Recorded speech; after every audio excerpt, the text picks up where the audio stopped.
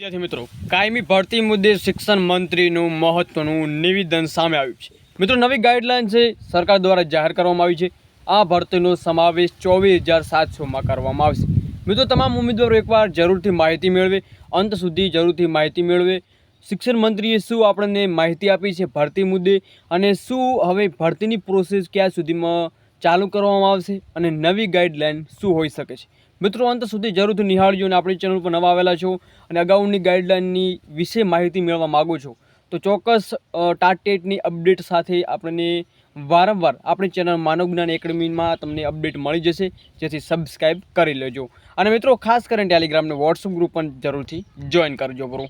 તો મહત્વની અપડેટ છે, કુબેર ઇન્ડોરની ટ્વીટ કરીને જણાવ્યું છે કે ગુજરાત રાજ્ય દ્વારા સરકારી અને બિન સરકારી અનુદાનિત માધ્યમિક ઉચ્ચતર માધ્યમિક શાળાઓમાં 7,500 જેટલા શિક્ષણ સહાયકોની ભરતી કરવાની જાહેરાત કરેલી છે।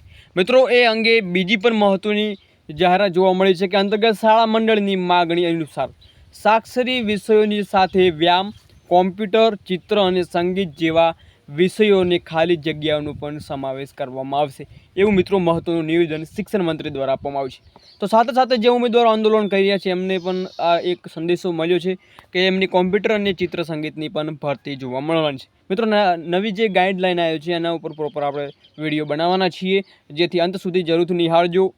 મળીએ નવી ભરતી, નવી અપડેટ, નવા વિડીયો સાથે। જય હિન્દ, જય સંવિધાન।